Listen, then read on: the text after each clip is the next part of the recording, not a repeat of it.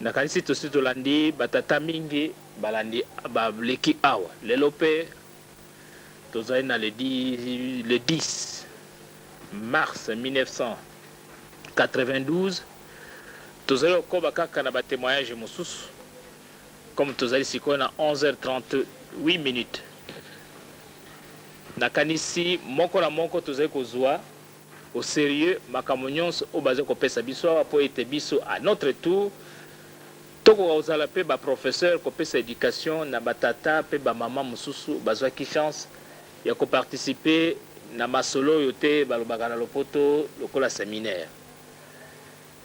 Sans plus tarder nakanisi tozali na tata moko azali awa ye moko akomilakisa soko kombo na ye nani soko abotami na 1900 combien lokola batata mosusu balekaki en 1920 1910 ebangisaki biso mais ye peut-être azali plus jeune que eux mais akozanga likambo ya kolobisa biso te yango wana topesi micro mpe na ye tata kombo na nani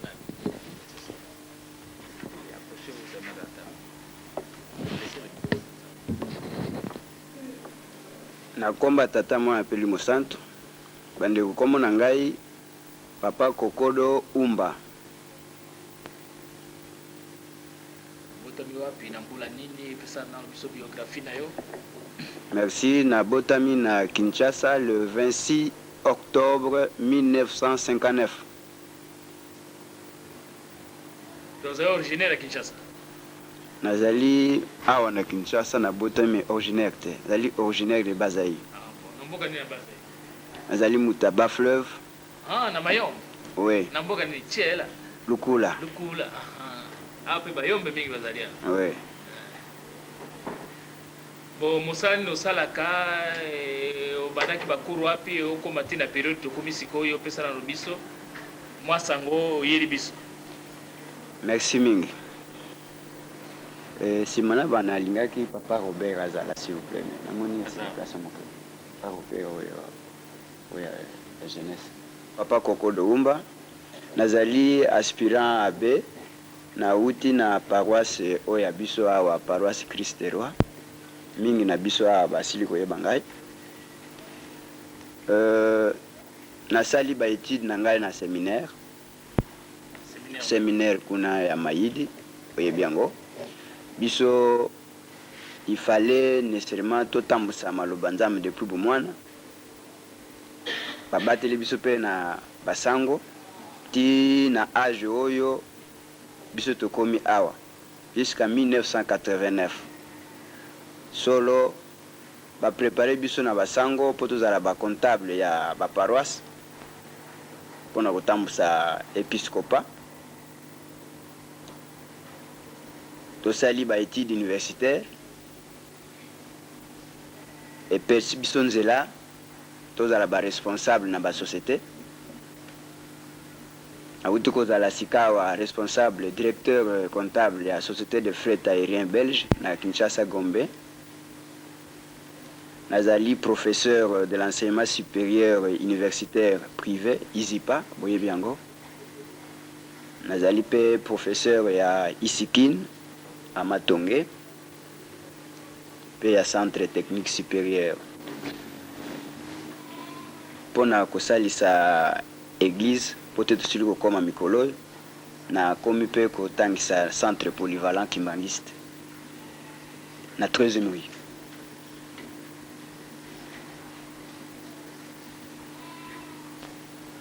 wana sili ko pesa bino ma biographie na ngai état civil na komi marié 2 enfants na sali mariage awa banda mukolo biso to changer ba identité ya sika to uti. Et là, on est pour ça qu'ils ont changé d'identité. Yango yoko vanisa ngai awa solo. Pona nini na changer d'identité? Nzambe asili ko bongisa programme na ye nandimaki te ke ngai nakoki kokoma kimbangiste. Kobotama na ngai catholique ti nakokisi 30 ans de 1959 en 1989. Faites la différence. 30 ans. Catholique de naissance. Ba étude, ba séminaire, tina suka. pe komi batambusi. Bien.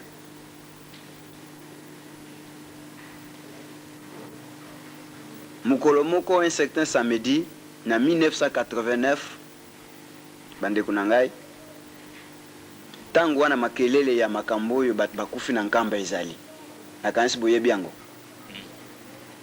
biso na baparoise na biso tozoko tonga tozoko yima bime église oyo kaka bato soko bakeyi bakufa église ndenge nini wana tozali awa na kini ok tango losola tisutana tozali yango déjà namba nini tozoko mituna tout ça mais c'est quoi l'église bato bakeyi kuna bato bakeyi bakufi na quartier na ngai wana juste soki tobimi Christ lwa toke kuna na nsima tobimi na Mariano na nsima nango moko akufaki na Kimbangu kuna toke totali mutu wana o akufi na nkamba toliki wana totali jeune garçon akufi na nkamba epesi biso ba réflexion tosali ba critique tofingi ok bien un certain jour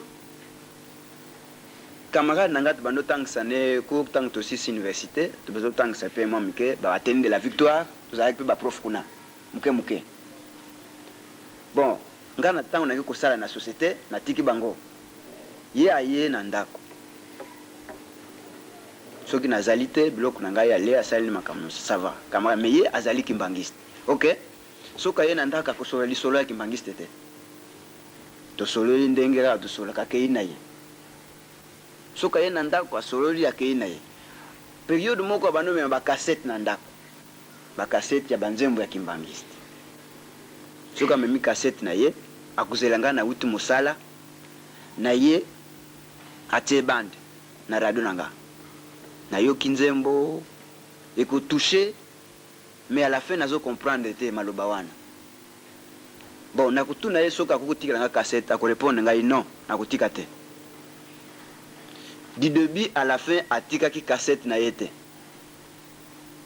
bon sikawa ye akumukola na makambo nanga oya bando ko sala nakoloba makambo mingi te donc mbanzela na ngai ye akoti wana nzoka nde ezali kotinda matina makiza pona liste nzambe azala ndingo wana pour bien entrer dans le circuit soki na sali kam na ngai ma bêtise na ngai ye paza na kati soki na sali mali kam na ngai ye paza na kati. Bon, il y a des fois na koyamba ye 22h 23h alali na ndako nanga alinga kalala kuna pananga alali na ye bon ça va dormir bien mukolo mususu alobi na kende kotika ye parce que fois kende kolala avandi na gombe mena comme kuvana na mbinza alobi na kende kotika ye na arrêt de bus Gambela ok bon mon différence paroisse Christ wana Gambela bon na bimi na ke kotika ye na arrêt de bus Gambela zo abisa kende mbinza bon abimisi kaka pembeni wana bat bazolo masolo ya nkamba bat bakufi bat belé nini tout ça na tuniye abidi Marcelin bon muto na tanga kombo je crois que baninga mingi bazali bayebi mais dit Marcelin bon dit c'est quoi qu'est-ce qu'on dit là-bas chez vous là-bas c'est quoi yokanan bat bakufi bazokufa bakufaka c'est-à-dire quoi et alobi ah moi na répondre likambo wana ezali te po kini mobimba bokumu kofinga mais lobi ezali dimanche et c'est possible okoka ko visiter ta visite pamba ya église na biso wana tokosambla biso na centre d'accueil nini wana kisasa mobimba kosambla kuna je suis d'accord je vais voir ce que vous faites. Alors, je vais voir ce que vous faites. Bon, il était soulagé. Ameki kakambala moko na lobi, je suis d'accord. Nakoki wana okende wana nakota kuna te pa na biso na kona okende côté na binatala na. Bien. Azu transport accueilli. Très tôt le matin à 7h, il était à la maison. Il était là. Ah bon? Bon, faites-nous un petit déjeuner. Na ordonné ndak, ba tseli biso déjeuner. Tomeli, tolandi moi émission religieuse na TV, ti 9h30, 10h moins, tolongo na ndako. Bon, kuna c'est pas bandi déjà, mais c'est toke nembango. Obi quoi? Toke nembango, ça va. Tolongo toujours ya malembe à pied. Tolongo côté à paroisse soit na Christ roi, tout na biso malembe. To traverser Prince. Na komi na porte, biso na ye, na tangi likolo centre de conférence de Kinshasa. Obi bon. Ah biawa, oyawa. Tokoti. Tango tokoti na porte. Tosali ata 5 pas te na porte, OK? Tokoti pas même 5 pas. Awa na tribune balobi tobondela. Awa na tribune balobi tobondela. Donc batnyos batelemi. OK? Oh. Namoni batnyos bafukami, natali bango bakangi miso, bonga ipe na kangi miso. Natanda no bato, bakangi ngape na kangi miso. Na comme ko bondela. Ma première prière était Notre Père qui est aux cieux. Nandenge bisto salaka. Na bondeli je vous salue Marie. Bon, tant na bon je vous salue Marie, mi sezo kanga masuzu te, mi se fongami. Awa li bondeli les autres kanga mi se fongami. Je regarde devant moi papa nangai oyo akufa na 1978 bakangiye basinga boy. Je peux me tenir debout? Nalina kanga misu non, misu fongami comme ça. Papa nanga wa botinga est mort en 78. Na 89 bakangiye comme ça. Comme ça, ligoté. Oh. Je ferme les yeux, non, on m'ouvre les yeux. Na kangi misu bazo fonganga misu. Mais me dis donc, ça ce n'est pas un rêve. Oh. Mutu oya meminga azali boso azo komona azali boso. Oh Nathalie bato se ferme Nathalie anga memi papa élevant papa azo koka kotala ngai te. Papa a tiré l'onginase, mais alors à côté de lui juste quelqu'un na bakos. Quelqu'un tata moko avec beaucoup de fierté zongila na place wana. Merci. Tango na moni papa maboko papa na ngai akufa. Maboko ligoté na sima. Papa en abakos avec beaucoup de fierté, fier penza atalinga na ilongi. Mais papa oyanga azotala na ilongi te, il azotala kama bele. Mais zaki na abakos nani wana? Oh, à ce moment-là, na yebina no malamu te papa son éminence. Nazotala me dis donc. Mais où azo surveiller papa? C'est qui? Oh. Nakangi miso on move bafongolinga miso nakangi bafongolinga miso mais non c'est pas possible. Bon nakomi kolela sima nango mutna bakos alobi nangai en français s'il vous plaît alobi tu vois et si tu ne fais pas un effort c'est ton sort. 3 fois s'il vous plaît en plein soleil 10h45 tu vois, si tu ne fais pas un effort, c'est ton sort. Vous reconnaissez la date? Oui, c'était un dimanche, 1989, mais le mois comme tel, je n'ai plus souvenance. On m'a reçu en décembre 89. Alors cet événement s'est passé, je crois, 3 mois avant. 3 mois avant. Bon.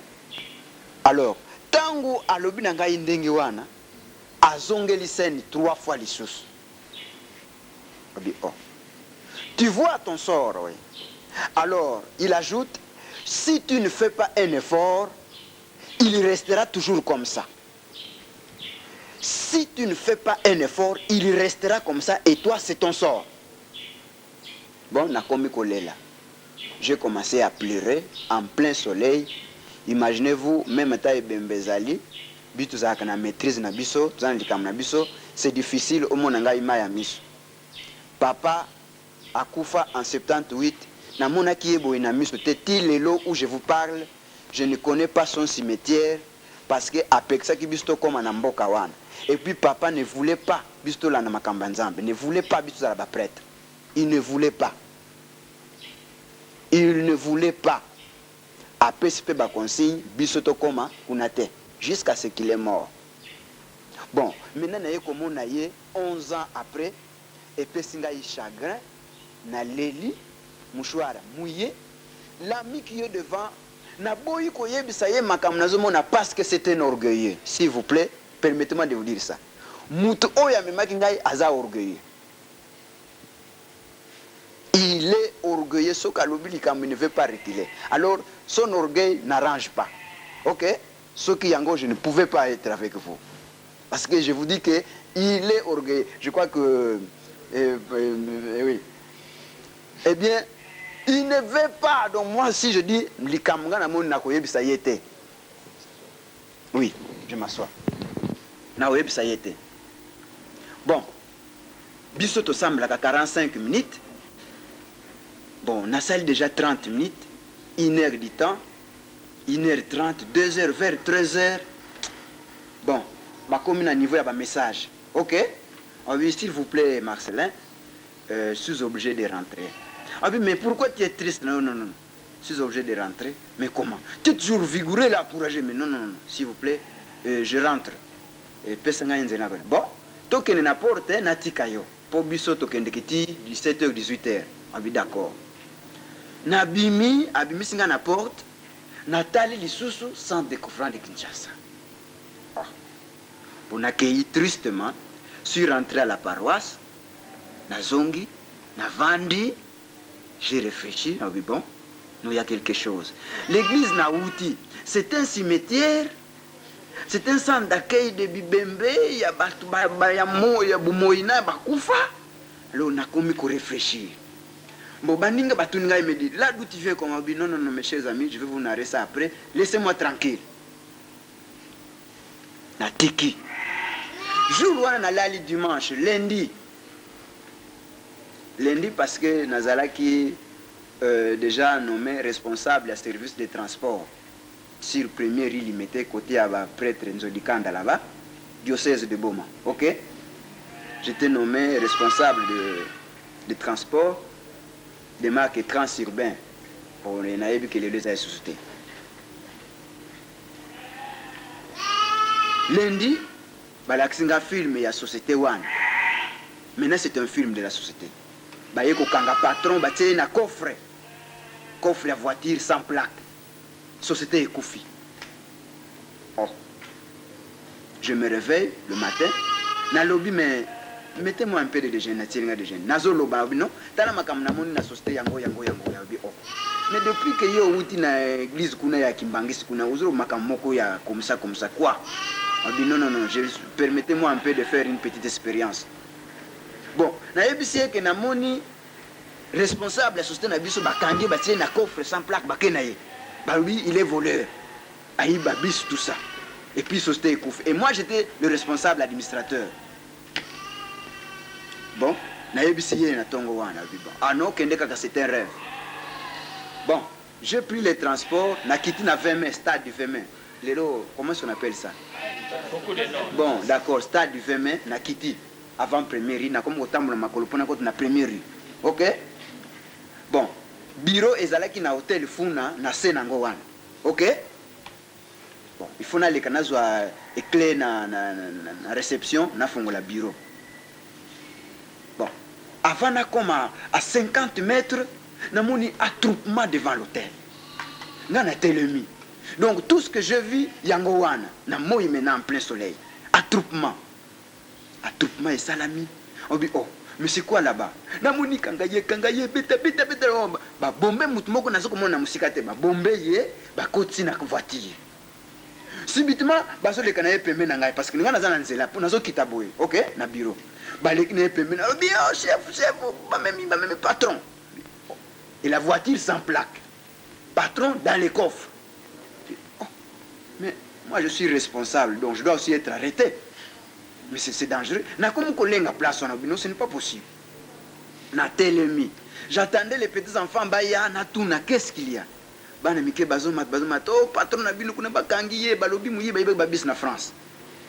Ah, c'est ça, hein. Bazo zelayo pe bakangayo. Bon, ça va. Na telemi na monument attroupement et s'éloigner. Na telemi comme ça à distance. Et s'éloigner na avancer. Na kei na hôtel ba bisinga yo bakangi patron na bino kuna na France babis bapesa ki awa changer mon kombo na ye. Donc si qu'il y a accueilli destination inconnue, plaque to éviter, mais l'hôtel va suivre les problèmes pour aller à la cave. Ah bien bon, ça c'est votre problème. Pesa nga clé à bureau. Après nga clé à bureau, na ki na fongoli bureau, na classé bloc na ngai calmement. Bon personnel baye, ba lobby chef tout ça non non, aussi longtemps que patron n'a pas problème, nga na moni bozonga nan jusqu'à ce que ba problème aussi là. OK? Sili ba nyos bazongi ngai na tiko za bloc na kangi pe bureau. Et le jour qui suit, ba yebisi biso que partout na bino ba kimisi ba ko futa mbongo azana Congo pour azonga na France. Ti lelo. OK? Donc ekufa dès que na monaki ti lelo et salami ti lelo ekufa akene na Congo France. Et Sili. Ça c'est première série ya makambo yo kana ya komona awa. Bon. Yango na mituni centre d'accueil oitoyaki ezali de vivants et de morts. Est-ce qu'ils allaient pina centre d'accueil ndenge tozomona ngo sikawa ou bien nini? Question anetika na ngai. Bon, chaque jour maintenant nakomo komona makambo ya ndenge na ndenge. Na kanisi pona série ya de fin papa na koko kata sikawana. Pona zana deuxième série ya likamusu c'est salami sikawa na 91. Je crois que je peux limiter là pour première série. Non, na première série. Ben, ndenge no se décida ki sikoyo koma kimbangiste à partir de quel moment? Merci d'avance. Ndenge ni na komi kimbangiste. Bande kunanga banda jour wana oyo nga na yaki awa en visite na ngai pe zalaki voir natala kimbangiste c'est quoi? Parce que ceux qui m'ont qui m'anguissent tout ce monde a un niveau moko kaka ya c'est là, ça nous dit rien. Mais bon en fait na kenna kotala. Tant on a commis na moni de fin papa na ngaya wa kanga basinga. Ba pesinga yi message sur place soki na sali makasi te sor na ngai yango wana pe akuzala ndenge wana. Alors na décidé na mituni na lobino et si kawana il y a quelque chose qui ne va pas. Tozo finga c'est bien mais je dois suivre. Banda mukolo wana na zwa ki susu courage te ya kokota na paroisse na ngai. Na bandeka koya chaque dimanche. Na ye même ata ba conduire ngati na ye ata na porte na télé sok na monument mutu moko wa bonine na koti. Il y a des fois na tem na place ngai moko. Bon, chaque dimanche na bando kota jusqu'à ce que baninga nyos batuninga me dit yo ici ça ne va pas. Qu'est-ce qui va bien non? Soki bolingo boyeba eloko nezali kuna un jour vous pouvez me suivre. Baninga baye ba suivre bazongi libela. Ba suivre bazongi libela. Bon d'accord. Ngana lobi bon makambo ngana moni fona yebisa bino yango. Mes chers amis, nasalaki 6 mois sana loba na muto amaki ngai makambo oyo ngana monaki. C'est 6 mois après na yebisa ye makambo wana. Jour wana zalaki simple na yebisi ye. Alors il m'a trouvé un tout autre pour na bomba qui est secret. OK? Bon. Banda mukolo wana ngai na décidé na lobino et sika oyo tozofinga soki natali brevet na ngai natali ma référence biblique et sika wana ya quelque chose. Pona nini na mituni pona nini tozofinga bango tozoyina bango balobi bandoki. Balobi ba magicien. Balobi beaucoup de choses. Nous dans les catholiques biso moko ba prêtre. Est-ce qu'on ne fait pas ça? Na mituni na question wana. Parce que biso na bitu zana makambo na biso ndenge na ndenge. Mes excuses hein, de citer quelque chose là qui ne peut pas se faire. Zana makambo na biso ndenge na ndenge. Mutu na mutu zana groupe na ye. Pose à l'avancer, pose à la soit na rose, soit na mai carré, soit na nil. Groupe na yo pose à la vraiment avancer. Pour nous comprendre mutu azo interpréter loko yo pose na groupe moko boy. Sinon on comprend loko moko te. Alors on a mituni, est-ce que la magie c'est là-bas? Est-ce qu'ils ont des preuves? Et nous c'est ça ici. Makambo yangoyo, mais là-bas, balobi ndoki, balobi magie. Est-ce que no monango? Est-ce que c'est sérieux? Ngai moko na mituni ba question wana. Alors que c'était l'inspiration de Dieu lui-même qui me disait de vérifier. Nakumi awa, nakumoni makamusus na obi ce n'est pas vrai. J'ai donné la conclusion ce n'est pas vrai. Ngai il faut na landa na likambo wana. yango wana etindi ngai désormais banda mokolo wana ti lelo nekondima nakota malongi nekondima nakota malongi nakoti malongi na pénétrer montrer moi les documentaires montrer na bapesi ngai badocument na baréférence nyonso na bandu kolela awa ce n'est pas possible ti tozwi décision na bali abi toi tu es ma femme kuna utaki basango basirika kite balukaki yote kosilika comme tel il faut kozala na ba réserve parce que tozalaka mutu na vocation na ye tango na zongi na expliquer baninga ndenga na moni personne n'a posé une question mutu moko te a posé la question mais ndenge ni na pate bloc wana yo mais parmi eux moko azalaki courageux alobi scène oyo balakisi yo wana eza scène ya mystique eza na degré moko boye. Oui, permettez-moi de vous dire ça. C'est nos balaxio, on est moko de mystique. Si à partir de ça, tu décides de nous laisser, eh bien, c'est une erreur. Bon, j'ai eu le courage de lui répondre. Bon, ce qui nous est là, poni, yangote, veuillez me laisser partir. Ok? Alors, je vous laisse. Tikana nungai nakendi. Bon, depuis que nakei, et ces mêmes amis jusqu'aujourd'hui me suivent. Ok? Donc, maintenant, ils veulent voir si j'ai changé dans mon comportement. Tant que tu vas vendre, nanding nazali. Donc, si vous seulement commettre ma faute, dis boni. Vous voyez même le problème. Si vous seulement qu'il y a une faute, balobi dit boni. Yo, comme côté, non, ça arrive. Mais alors, à la loupe. Bon, moi, quand je suis courant à la lobby, mais manga y pas son éminence. Bon, ngaipe na ayambanga na ebise makambo zananga. Je vous le dis, ayaki kotika moi groupe ya biloko na ye. OK? Je vous le dis, ayaki kotika moi groupe biloko na mais loko itika na ye orgueil pote ayingela. Je crois que quelques amis le connaissent. Toyaka wana baveo na bisu tout ça. OK? Bon, aye a sollicité pour mon son éminence ayaki na tongo bazo yamba yete. Il a patienté à bombi kaza sango. OK? Il a patienté jusqu'à 17h. Papa Bimi. Et par hasard, le papa Bimi, directement, je suis apôtre papa, on a lingina mon son éminence. On vit balubina yewan. Mon papa a lobi kotsa mutuan. Voilà le problème. Kotsa mutuan. Akei a fukami. A yebise makambuyons, bakoti nandako. Et il avait mené un paquet, s'il vous plaît. Hein? Bon. À décharger nandingi na ye, ça je ne connais pas. OK? À décharger ici. Alors, Ayebsinga a été casé à décharger. Ok?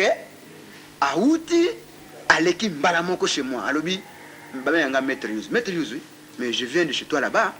J'ai bavardé avec son éminence depuis le matin jusqu'à 17h, il vient de me recevoir. Ah, c'est vrai? Qu'est-ce qu'il y a trouvé d'intéressant? Ah non, je te dirai. Nazopes bino entre parenthèses, Nandako ya. Sango onazom na bino soko koti na chambre na ye. OK? Ha. Vous devez transpirer à mort. Va traiter les oko transpirer. Donc nandenge ya moi biloko na ye il faut transpirer. Donc ça doit te permettre de sortir vite de la maison. À partir du moment où ça est bloqué, oko nanda connaît se calme. OK? Mais n'a posé question Mikolo na me dit, "Boni yo beaucoup de choses là. Ah, c'est bien. C'est bien mais ya lobi mais amonika kanzambe kaka moko tuzo sambera." Alors beaucoup de choses là. Ce qui n'a moni moi les kamna ko yambang. Na suivez. Mbala nyonso akuzala na perturbation na ndako na yekuna ayaka mbango wawa. Mutu moko ya famille na yeso ka ye. OK? Ba leki na ye, ba grand frère, ba petite sœur banane, ayaka na mango avant de vivre chez moi, allons chez son éminence.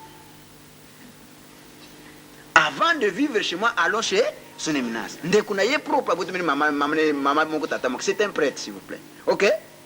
Non, avant d'être tranquille chez moi, alors d'abord chez son éminence. Ce que vous avez pas naïté, papa le reçoit. Mais si kawa à côté nanute, OK? Mais il me suit. Il y a des fois, on vient te vendre na bambou. On vient sous les bambous, te télémi. Je l'amène, te télémi. Il s'ennuie. Bon, ça montre déjà que Azan a volonté, OK? Na lingi, papa acha ele mundenge acha kinga yemoko sans effort, OK? Je deviens adepte. na vandi na se sarabu na vandi kaka n'importe où, eh bien nakomi kaka ndenge wana. Alors je suis devenu sujet d'injure dans la famille. Nakomi ndoki maintenant évolué. Nakomi ndoki moko évolué en famille. Naza mwana suka na famille na ngai. Botani 7, je suis le 7e. OK? Donc lelo 7e a pas de mon akoti awa. Donc na makambo moko na bando sambre na côté na bando te bango terminé. Je deviens magicien, grand sorcier. C'est ça. Même temps on peut s'expliquer ça bakoni matin. Mais il y a une question à poser bon. Tant que le makamba référence accident en Kamba. Que là-bas peut-être en tout cas c'est diabolique et tout ça. Bon, entre-temps batonyo so bazo tika ba paquet. Donc ba paquet ngo eza biloko oyo ya science occulte et tout ça. Mais est-ce que sincèrement bazo ko interroger biloko wana ya paquet ya science occulte pour baye baquet accéder en Kamba? Est-ce que papa Diengende c'est lui le grand magicien, les sorciers ou bien le contraire? Réaction za kandenge ni kona pona ko analyser pas baté mutro mutondongo lobi azaida isika moko ivo s'appuyer be. Biloko wana zo ko s'appuyer. Eza ko yebisa te soko solo qu'on a eu accident ça mais pour la kindo qui magie ou bien autre chose. Il n'y avait pas ce genre de discussion. Discussion ezalaki. Discussion ezalaki et la kisi conclusion à ba grande partie à baninga balobi o wana eza degré moko ya magie et tindaka bato bakufa devant cérémonie ya kosambla ndendo wana. Mais na groupe tozana na deux groupes. Tango to avancer philosophie na biso to mitali na no biso moko po to lataka pe biloko na biso. OK? To mitali magie. Oh. Mais moko azalaki quand même évoluer à lobi non. Soki likambo ezo sala ma quelque part et loko moko ezoko se préparer. Bon, je crois que au lieu to la nango na bunzoto to la na makambo na molimo. Ya pe encourager. To la nango na molimo. Po so to la nango na bunzoto, nous n'allons pas trouver une solution. Demandons un peu à Dieu ayebisa biso eloko nini wana. OK? Demandons à Dieu de nous dire ayebisa biso nini wana ezo sala mabongo. Est-ce que c'est vraiment diabolique? Est-ce que ezandenga ke koko sala mezo spirituel? Et moko na moko to mituna naki question wana ya ke lisusu te. OK? Mais par hasard baye bakomko ya moko na mimi tout un groupe awa. Pour les cambo ya mariage le jour même de mon mariage awa. Il y avait beaucoup de prêtres, beaucoup de sœurs religieuses awa. OK? Papa pasteur tango zo pesa batombo to boy ko fuka ma tomboka ki. Papa pasteur qui pose awa. Tomboka ka monite ke oy baza ba prêtre. Ça zo pesa mboto telemi mais bozo sakana mboto papa simuke bang. Bango bazo se kaye, bazo tala kanye. Chose. Non, ça me disait que bango en relax là ça. Mais non, mieux te faut comme muto faut comme astérico. Yo za mutu yo za ko pesa msumbo. Obi non, na la sauté bango. Parce que pas de msumbo. C'était ça. Bon, deuxième phase. Bien. Makambo, deuxième phase s'il vous plaît. Makambo mariage na bango te pona témoin ki ango na jeunesse awa. OK.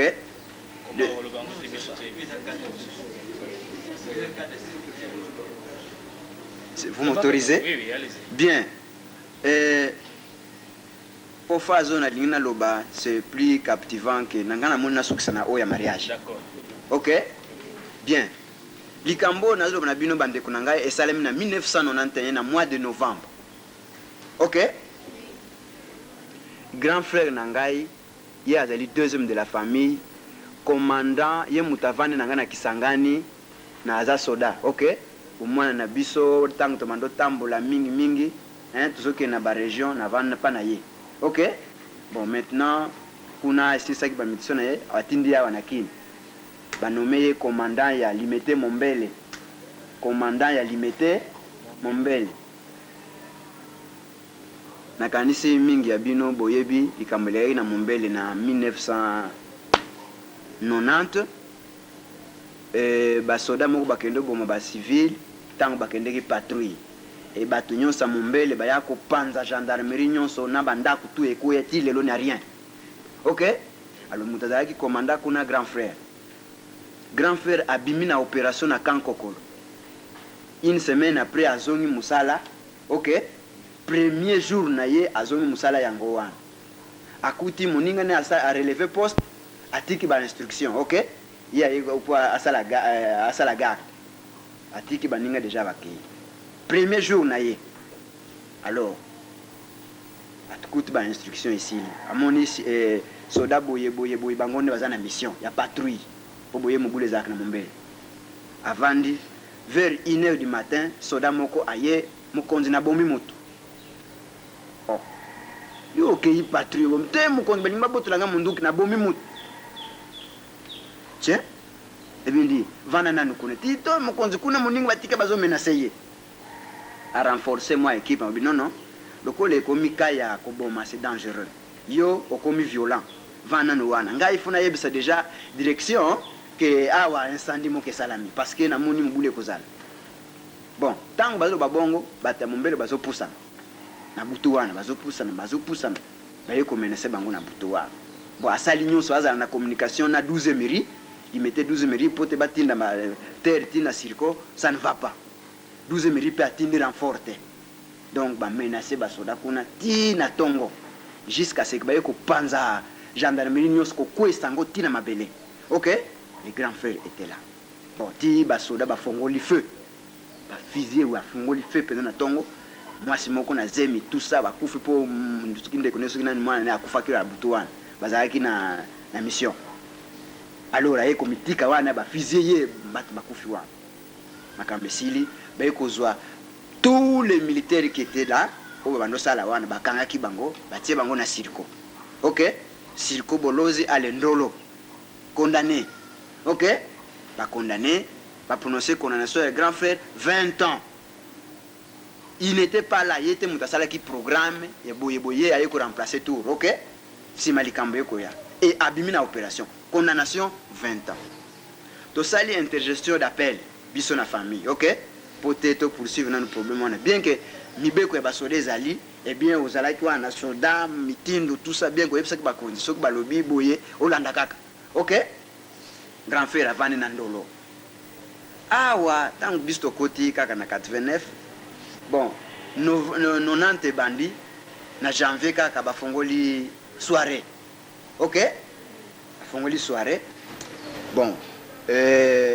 février il y a kotaki buloko OK février à côté buloko bon mars avril bon ngana yeko fuka mana papa pasteur qui pose à ce moment là na yebite papa je crois azalaki na poto OK azalaki na poto pour azonga ki après OK bon na ye na fuka papa pasteur qui pose à lobi non et grand frère bakangiye na expliquer problème na yebisi bino papa pasteur à lobi tobonde la pote nzamba ya tala makambu na ye tobondeli wana esili une semaine après grand frère babimisiye azasu kuna na ndako mundu te akomna libanda comme lokola surveillant boye bazo benga ye assez surveillant libanda bon un mois après baye ko changer directeur à prison azongi susuna na ndako mundu bon ngai comme ça nga passe charge bana na ye biso photo sipote basoda botaka bana ebele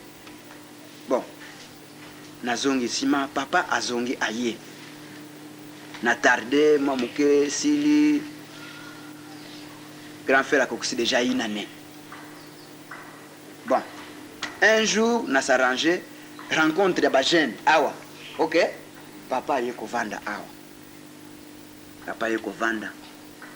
bon mutazo ke na problème na ye sili ngana ke na fuka na yebisi papa problème oh ya grand frère na yebisi ye alobi na ngai ekosila faut beaucoup prier réponse papa pesa kinga OK bon na lekisi 3 mois bon ça ne va pas na ye kuna na bazo ya mabata ba fleuve vendredi OK na ke na fukami na yebisi papa na rappeler ye atalinga aseki abi yaya na yo abi akobima persévérer akobima. Alors moi je ne savais pas que c'est moi qui n'était pas du tout au propre na bandi kondima yete. OK pour nazalaki na moi ba doute nanga ndingi nanga bien na lekisi 1 mois 2 mois donc grand frère a kokisi maintenant 17 mois de prison. OK bakata qui 20 ans, ok? À cause de 17 mois de prison, toujours réunion à une rencontre là-bas, fleuve Kuna qui bon. Donc j'ai fait en sorte que nous la propre, ok? Propre l'accès na motema par-ci par-là na mibongisi. Papa ici là yambi bata ici ngana kena fukami. Tanga nazo ngi papa benga na fukami kuna, eh bien à retenir nga place wa. Alobi na ngai boye, obi bon, problème mes grands frères na yo punition na ici. Punition na ici. Je te donne 3 jours. Tant na yaki na ye grand frère wa na kansi ingénieur wa nazalaki. Ba yuko kama na ba docteur bazinga ba yebi po yende azai komanda na Kisangani ba kama iko mona grand frère wa. Mais ça c'était notre jour. Bon alobi na ngai compter dans 3 jours. OK? Si alobi na ngai compter dans 3 jours, abimi déjà. OK? Eh bien c'est fini. C'est fini pour naye, c'est fini. Donc comptez seulement. Bon, alors bazo comprendre te baninga bazo comprendre te papa zo sangai nini. Abengi un monsieur na yebna nga kombote a na résidence, OK? Ayi alobi aller avec lui. Akena ndako. Alobi votre nom kombo nanga na pesi kombo nangai, adresse nanga na pesi. Bon, et si vous pouvez partir. Bon, nakena ndako. C'était vendredi, OK? Samedi, batiki grand frère en liberté provisoire pour ya kota la biso zonga. OK? Bon, nabimi awa na soirée. Nakei na ndako na kuti grand frère. OK? Bon, grand frère a regretté, petit frère, je suis toujours là, bazo bibi sangaite, je suis innocent, je comprends pas, ngana zotala ye. Abi bo servir nanuye. Batele biloko ale. Maintenant nazo ke nkotika ye azo taxi bis na Victoire azonga na Ndolo. OK? Ba bis a bon marché. Vous voyez ça? Nanzela nazo yebisa yembo grand frère. Lobi nazalaki na son éminence. OK? Alors mina yé problème na yo. Obi oui petit frère. Oui petit frère. Loba oui. Ah ben na problème na alobi. Oui, c'est un têtu hein. Obi ndenge ba sora bazalaka. OK? Bon. Oui petit frère. Oui. Obinazak na son éminence. Oui, alobini. Albi bon. Alobina ngai. Je vous l'ai dit hein pour ndenge alobina ngai. Alobina tanga na mikolo na yo hein 3 jours ce qui na komona nini. Bon na ken ko pesa les résultats. Albi ah. Albi ah. Petit frère ça me soulage. Ça me soulage. Albi bon ça va grand frère. Grand frère a eu taxi bis accueilli. C'était samedi, OK? Vendredi na zak na son éminence, samedi tout côté na grand frère. Dimanche na yawa.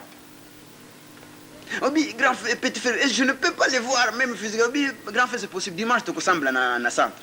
OK? Dimanche tu ressembles na centre Bissonyons donc c'est possible au monde. Ah petit frère, je viendrai. Na kusenga permission, na prison na kubima, je viens te kuta naye. Obi grand frère, je suis très content que beaucoup tanaye. C'est ça la volonté. Très tôt le matin à 5 permission na prison kuna aye. Mokoloto yaki, wakansi bomona ki awa. Te linto ya boye et ya papa protocole mon mutam, hein? Hein? Papa Tali et Miss Mabé. Hein? Enfin, pas mes excuses, hein? Papa Tali ou Azo Pekisako. Atali, papa, Natali, Obi. Obi, bon, c'est mal, Obi, venez. Atoleki. OK? Tant que tu fous comme aboyer, papa, Tamba, Pekisi quoi. Obi, nous rentrons d'abord beaucoup de choses là. Papa Tali, Obi, passé. To passé. Baramoko, to fou comme. Obi, grand frère, à genoux. Bon, to fou comme. Bon, on a présenté papa, bien qu'il y ait bien grand papa a officier à la prison militaire d'Indolo. Non, non, qu'il parle lui-même. Grand frère Abandolo Bawan. Il expliquait les problèmes, non, c'est du bon. Abi madame, à bénir en public, ici, à bénir à bon, ça va. Zonga, kende na ndako na yo. Et Sili, bon. Nga alobi na ngai vendredi et Sili. OK? Dimanche alobi na grand frère et Sili. Grand frère soulagé accueilli. Suivez maintenant la scène. Lundi, le 3e jour. Pas le bon 3 jours. OK? Lundi, le 3e jour. Lundi, grand frère a vendu la prison. Moutoumou côté moi Mobimba. OK? Sans suite, rien. Il va commencer à s'ennuyer. Ah, moi vraiment, je vais mourir ici ou comment? 20 ans, on a quoi? Je comprends rien.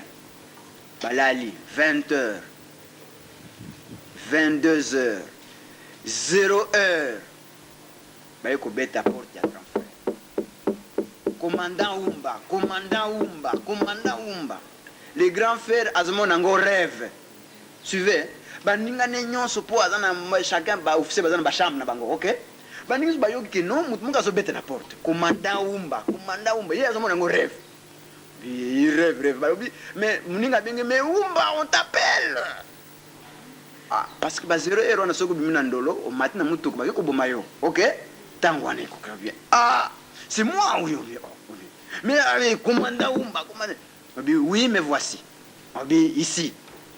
Ah, grand frère, comme collègue, c'est fini pour moi. Je dois partir à l'abattoir. Bon, assembler. Vous voyez que c'est comme un bloc, comme on semble trop. Assembler. Bon, à Fongoli porte. À Mouni, bérever mon couvert là, un costaud là. À Villosaco. Commanda Umba. Osili komi bongisa. Yoka question. Commanda Umba osili 0h. Commanda Umba osili komi bongisa. Ya zolenga. OK, komi bongisa il a dit que soit là prêt au kende ba battre yo tango ekoki. Oh, osili komi bongisa. Ya lobi nandenge nini. Bon, abakisi bongisa bloc na yonso. Bongisa bloc na yonso. À vos ordres. Quoi? À vos ordres. Nakei. Oh. Grand frère Azongi. Mutango a tourné. A tourné à Bongi. Parce que porte zali grille centrale. OK? Grille yo ya prison. OK? Bo ba porte na bango. Bon, à côté liwapi na côté rien. A baluki a Bongi costaud. Bérever. Oh. Bon. Et Sili, grand frère qui a bongsi biloko, avec des pleurs. Pour Yebi que c'est fini pour lui. 0h. Baninga balobi, non, commandant, priez, ce n'est rien, aujourd'hui c'est votre tour. Beaucoup de choses là. Bien. Les grands frères ne pouvaient plus fermer l'œil avant di kaka. Avant di azu Bible. Comme on tanga Bible, 3h du matin. Commanda Umba, Moussous. Ah, grand frère, alors, bon, c'est fini, je pars. Ah, me voici. Qui a fait les grilles? Moussous, commando. Oh. Et les grands frères, je vous le dis, Azamoulaï costaud. OK? Et Moutoubaye, le coup de costaud géant, bingala, batmoko ya somla. Ah, omi bongisi na bongisi biloko. Omi bongisi, on a bongisi biloko. 3 fois. Bon, Nzambi, mutuke zali kuya. Ozoko kende. Nzambi, mutuka soko yoki makele mutuke ezali bele yo. Suko yoki makele mutuke ezali bele yo obi makalibela. Komando abaluki abungi. Baninga nyonso bazotala. Baninga nyonso baofise bazotala sene wana. Lundi 0h 3h du matin. Bon, et Sili grand frère bon sambeli kaka 5h 6h biru ya basodeye. Rekoti mbala moko ba bere badje bala moko ba koti abia le commandant Umba. Allez embarquer. Biso awa ndolo bat bayaka tongo bote. Ba sauter directeur de prison bala moko bi on va donner les rapports. Allez, montez, tous les prévenus allez. Amatina mutuka na biloko na ye. Ba yebisi directeur Mongaliem conseil de guerre. OK? La président directeur Mongaliem a conseil de guerre. Na sac na ye na biloko nyonso. Aucune personne de la famille était informée. Pour aussi que bazo juger mutu faut kozala. OK? Bon bakei na ye conseil de guerre. Akei kuna Mongaliem Bah, 6h du matin, bah, fongoli salle, 7h, bah, 26h, mon kuna salle. Ah, il commençait à pleurer parce que ça ne va pas. Avant la salle, 7h, 8h, 9h, 10h, bah, tabando kota. Bah, tabando kota, audience, bah, kota, bah, kota, kota, bah, avocat, bah, nan, bah, maître, bah, koti. Bon, bah, officier, nyonso, bah, koti, bah, koti, bah, koti, bah, koti, bah, koti. Maintenant, le général du conseil de guerre, yende mutasuk, ok? Azoya koti bat nyonso ba telemi. Attaque au vendre vendité. Aya, koti kaka boye. Abi oyo nani? Oh, Aseumba, ACD l'accès adjudant chef. Aseumba, oui. Awa nini? Oh, azali prévenir ayena conseil de guerre. Obi quoi? Nana zana dossier na ye. Magistrat mon galo ngai. Oh. Dit, yo ozali prisonnier.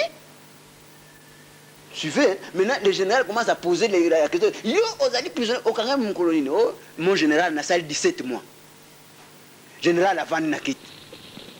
Oh. Yo ozali prisonnier. Bon, là que ça dossier wan. Atali dossier magistrat. Oh, yo ozali prisonnier. Tala. Bon, lukula kangai makambote. Bon, oh, yo prisonnier motif. Oh, mais magistrat, et donc nous sommes ici dans le dossier. Wumba, mon général, est-ce que y a bien gagné? Comment tu as bloqué? Dehors.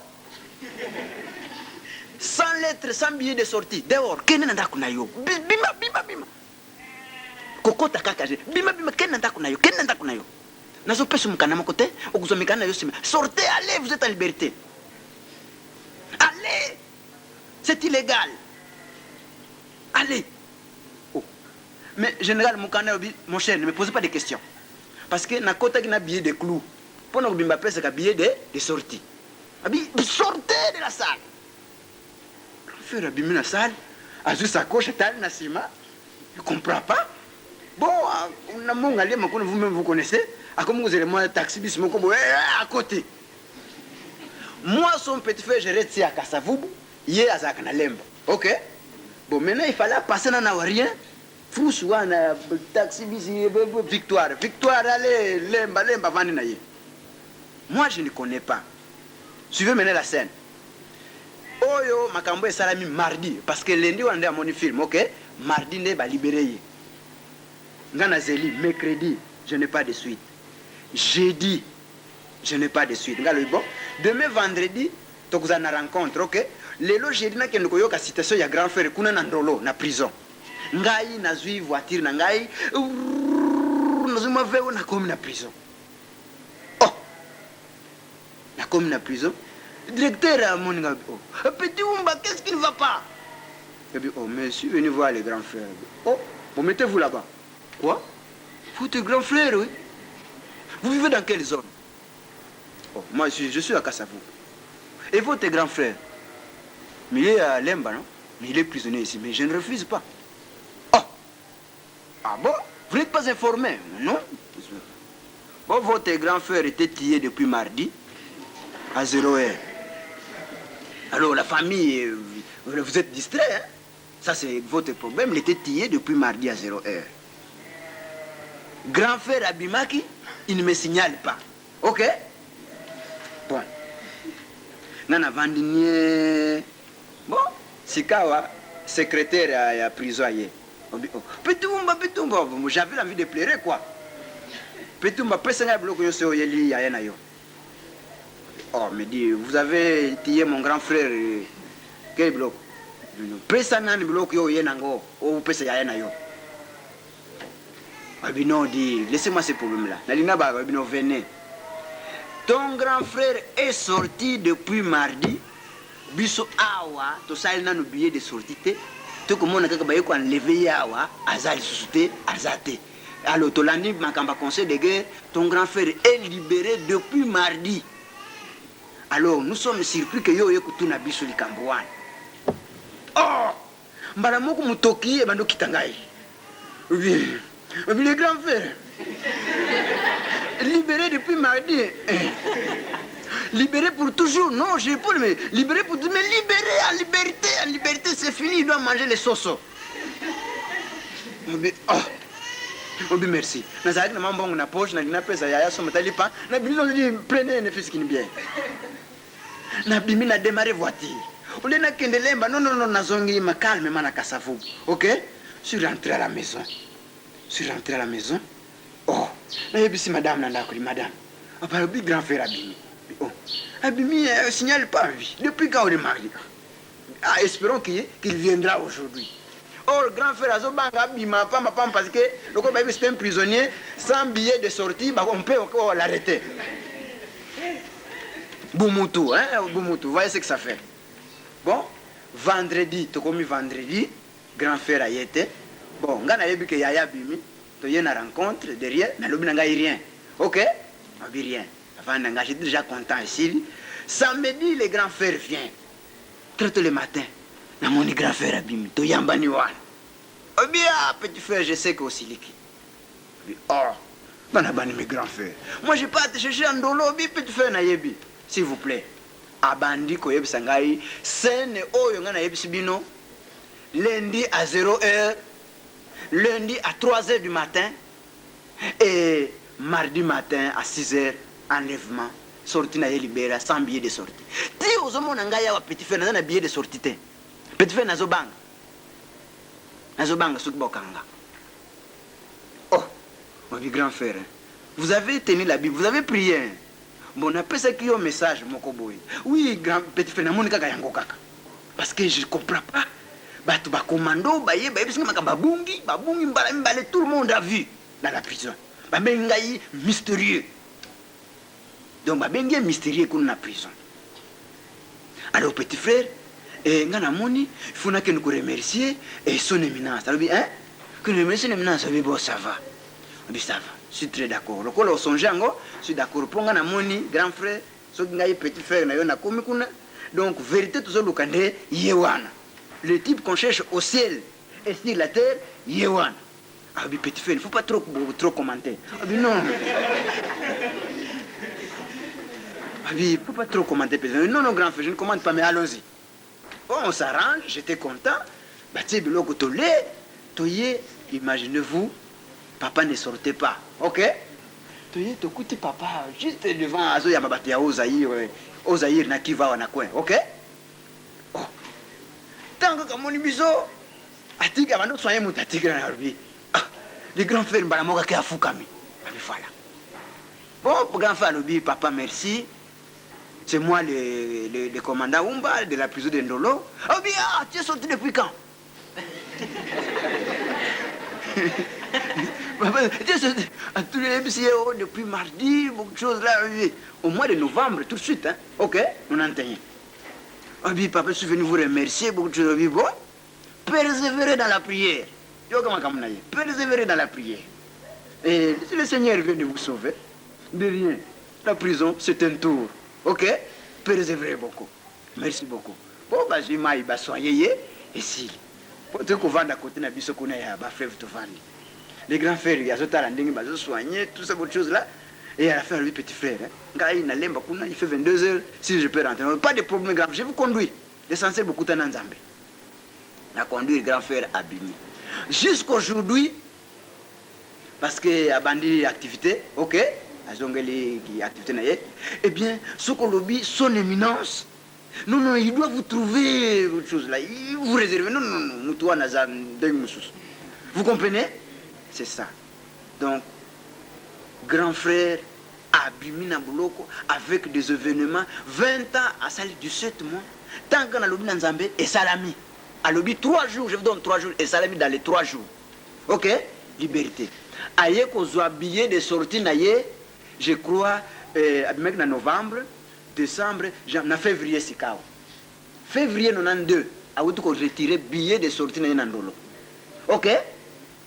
Enfin, d'après lui, c'est sans libre. Il ne sait pas qu'il était libéré par le Saint-Esprit. Enfin, il commence à comprendre nos scènes. Tant que vous croisez, non, libération, vraiment à Dieu lui-même. Il faut le cahier. C'est ça le problème. Oyo, deuxième phase. Ce qui question à éviter les alibis kawana opposé. Et sikoyo bon asa reprendre poste na mosala na gendarmerie. À reprendre poste à mosala na 12e rue. 12e rue limité. Bazo la affectation pour la sous poste de commandement. Na ebite so ba collègue no ya kala so ici bango na ebite ba prêtre so ko ndima ba scénario ya ndenge meka ko yebisa bango. Oui, mbala nyonso na komona likambo baninga na nga sango ils sont réguliers. Mbala nyonso na yebisa bango. Ma famille propre. OK? Tant na yeko kuta na défunt papa awa. Je ne pas dire tant bazo finga bandoki tout ça ndoki magicien na yebisa bango ndenge na yakuta défunt papa awa. OK? Nebisi bango tout ça toute ma famille tout donc ma groupe nanga nyonso ba na zebisa bango likambo moko na moko na zomona sans crainte ni quoi na zebisa bango parce que ce qui na bombi c'est dangereux pour moi et mbala nyonso na ko bomba moi likambo il y a quelque chose à l'intérieur qui me dit eh bien c'est le moment na zolo bango pe. OK? Bon d'abord nandima kite ngana ya kusala témoignage awa je n'imaginais pas ça. OK? Tango ba soirée ba bien ngai baninga pe bayeba kite ba désigner ngai kaka na kende koteya. OK?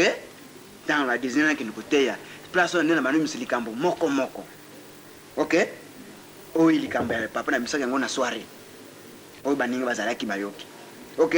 Alors eza ebele maintenant so na kokozwa 3e série na oui na ngo poser question na bo tango kotaki père na ndenge mokola liboso kotaki na papa diangena oyebisaki makambo monaki a et puis le binding na kotaki tata na tata ndenge on elingi oloba nini. Merci beaucoup. Nzambe tango nazokoma na miso na ye ngai na sali analyse. OK? Eh bien na kei musika te na comprendre mbala moko pour tozali avancer na philosophie.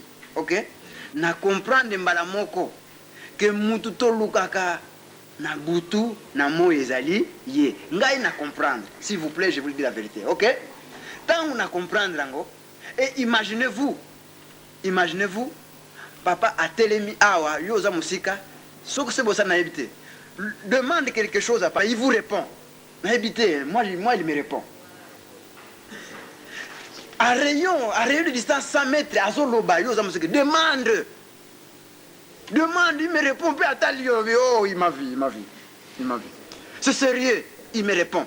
Alors tant qu'on a eu confirmation en ngai moko s'il vous plaît par la volonté de Yaye moko Saint-Esprit. Bon moi na kende ko fukama papa na moni boy na sali yangote un jour na chantier. OK? Parce que oh inde ba série na société pe na moni makamba mindele ba bisenga makamba. OK? Parce qu'après surtout on a keno ça na sur ba belge frère belge si kaka ko ekanga mina ba pillage. Bon na chantier na mega ko na papa obi papa mais mundele na biso Pierre Van den Bosch parce que placer ngai moi responsable. OK? Directeur comptable dans la société pour me mindele nga mutu liboso mutu mundu liboso pour na uzali liboso na manga. Bon à Pierre Van den Bosch à côté na bureau atali oh obi les noirs bientôt vous serez heureux asilisi abimi akena na réception midi tango bango babimaka po akena ndako bon nga na kena trouver na réception secrétaire. OK? Totem na réception mais c'est Pierre Van den Bosch abimi yende administrateur. OK? Abimi atalinga vi oh bon to manu discuter problème au cas Jésus place one il y a akuti problème à Jésus. OK? Obi Jésus à l'Israël carte mon que ça wana du monde Jésus à l'Israël directement il est venu intervenir. Pierre Van den Bosch dit vous parlez de Jésus? Oui mais non je vous montre Jésus. Voilà c'est un charpentier.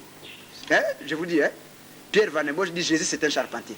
Voilà venez je suis belge d'origine juive. OK? Vous me voyez belge mais je suis venu de là je suis juif. Bon voilà Jésus Israël nous sommes venus de là il me met aussi la carte. OK? Nous sommes venus de là jusque là. Vous tous vous parlez de Jésus. C'est un charpentier. Vous nous avez déjà vu prier? Moi non. Ah bon, c'est un charpentier. Mais qu'est-ce que mon qu'il y a sur place? On dit mais c'est Pierre. Qui est Simon Kimbango? On dit oh celui-là. Oh celui-là. Vous ne connaissez pas? Mais non, je vous parle. Qui est Simon Kimbango? Oh celui-là. Celui-là, c'est un prophète. Hein? Il a fait fuir les Belges. Mais Je vous dis quelque chose. Il ajoute. Oh, il a côté séquence, parce que le message, c'est le papa. Hein? Il ajoute. Ah oui, mais l'homme noir, soyez heureux. Ma campagne, c'est un bureau, ok, à répéter la réception. Soyez heureux, parce que dissiper, beaucoup récupérer royaume nabino nyonso devant Dieu. L'homme noir, soyez heureux, dissiper, beaucoup récupérer royaume nabino nyonso devant Dieu. Biso ba mindele. Je vous le dis sincèrement, mingi tokozala ba domestique. Biso ba mindele, je vous le dis sincèrement, midi, il faisait midi, il se prépare pour aller chez lui. Mingi tokozala ba domestique. Mais alors, pour être comme nous, plus que nous, vous devrez d'abord mourir. Il ajoute, hein. Mais alors, pour être plus que nous, je vois, vous devrez d'abord mourir. Je vois, vous êtes avancé. Vous devrez d'abord mourir, beaucoup koufa. Et Dieu va changer sa forme, autre chose. Ah, tant qu'à l'objet, koufa, nous allons mourir. Ok? Nous allons mourir. Vous allez mourir pour changer de femme. Vous allez mourir. Nous serons les domestiques, nous les blancs. Nous manquerons même d'emploi. On va s'agenouiller devant vous. Et l'homme noir va occuper sa place. 12 heures, M. Pierre Van den Bosch. En 91, au mois de février, la société fut fermée le 6 mars. Ok? Alors, Oyo, on a dit papa. Alors, bâtiment, il y a belé, tout ça qui se casse. C'est ça qui se casse de soir. Alors, tant que M. Pierre Van den Bosch est bongo, accueilli naye esili. Mais, naye bi que Balagnon s'accouille na bureau, sauf qu'à mon nazali à zongi. À côté, na secrétaire non appelé un peu le directeur, dit-lui un peu quelque chose là, autre chose. Bon, donc son Motorola, na téléphone, autre chose là. Mais s'il vient chez moi, il trouve autre chose que moi je ne sais pas. Ok? Il rentre. Sauf qu'à côté kaka, il rentre. Bon, moi je ne comprenais rien.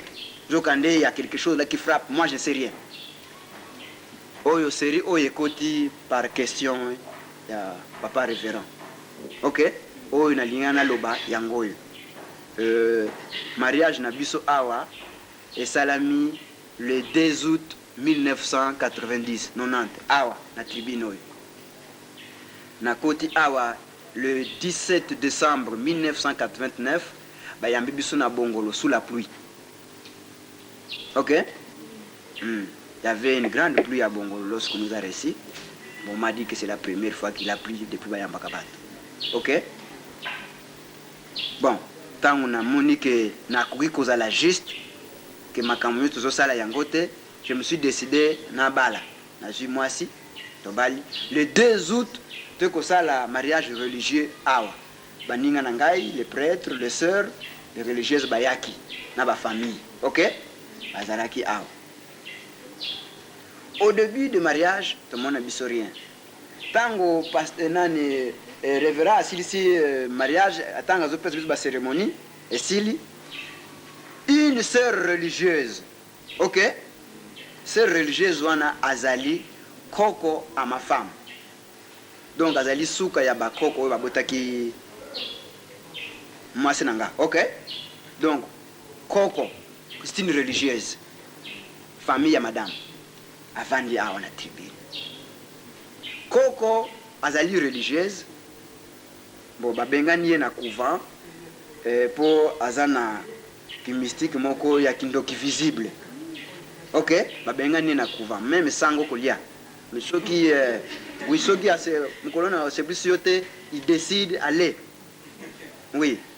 Bon yo mobali il assez plus na yo il s'arrange aller. Ok.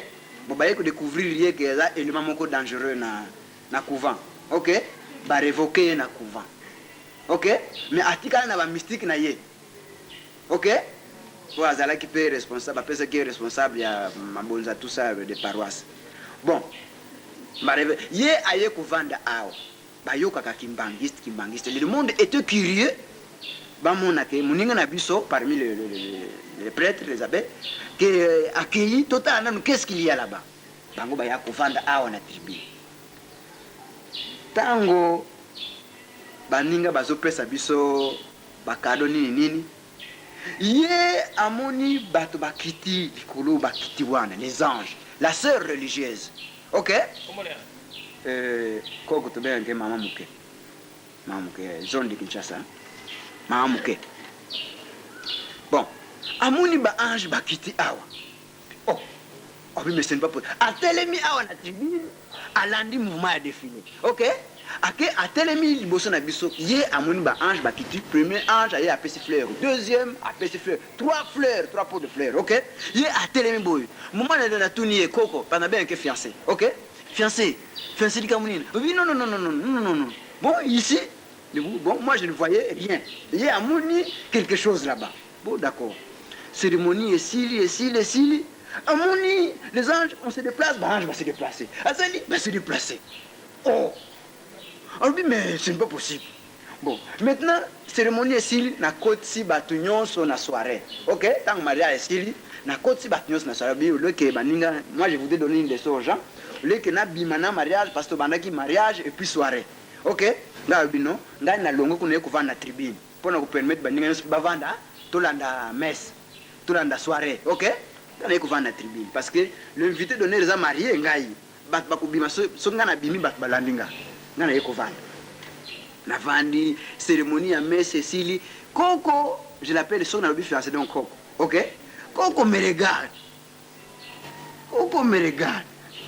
Moi, je ne comprends rien. Bon. Et si Tolongo Awa, avec fanfare, tu as une salle de conférence. Ok? Musique et tout. Amonika, les anges sont là. Oh, Koko derrière, Azotala.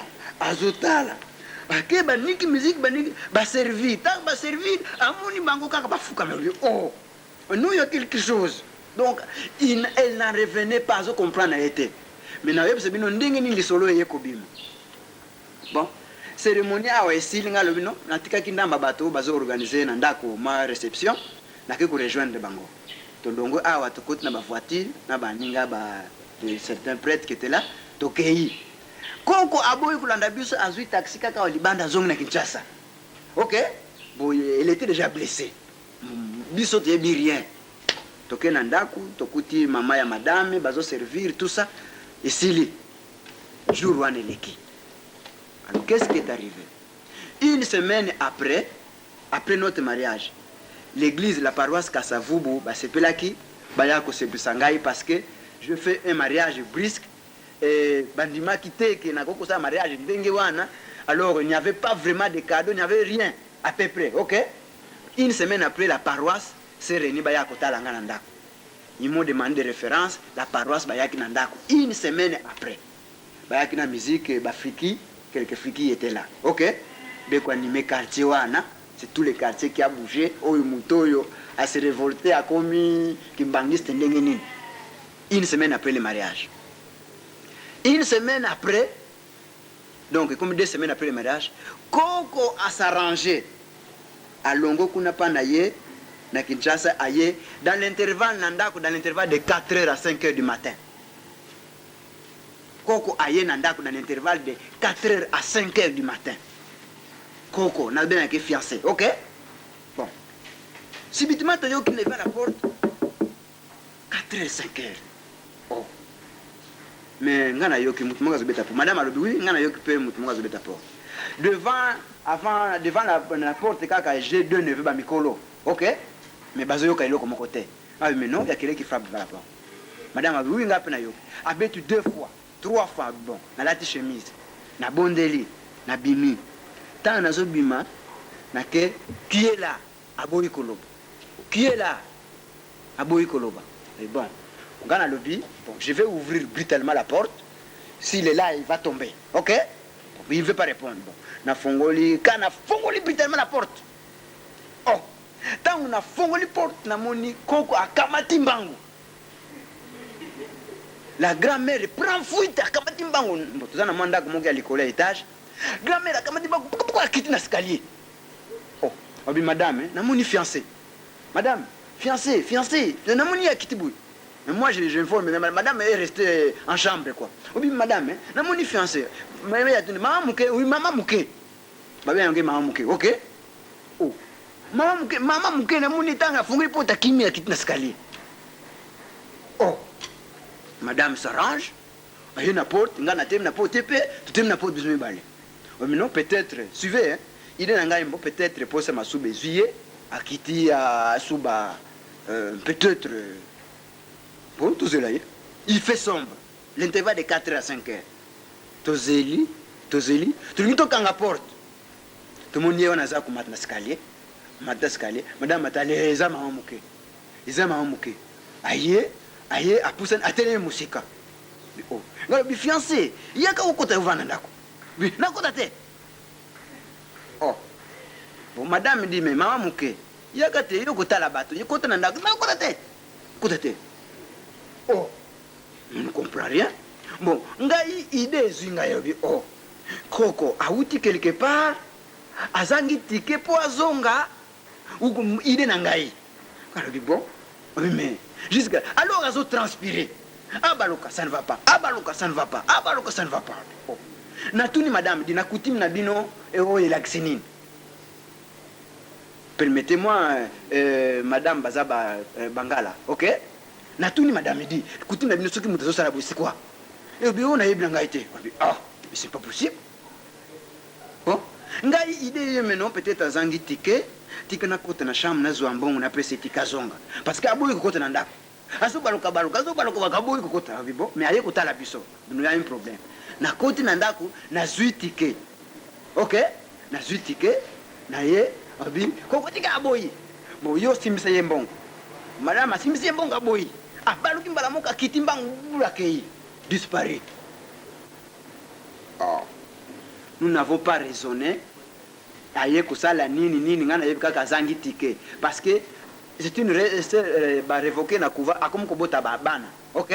Akomo kobota bana comme ndengi wana. Alors à mon idée a outi quelque part azangi ticket pour azonga idée na ngai.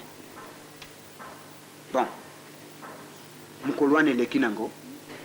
Une semaine après cette scène, on ne se demande même pas ni rien, tobosani. Un mois après l'événement, madame Azuide, un mois après le mariage, OK? Madame Azuide, bon, les gens qui nous ont parlé, il y a pas si Simon qui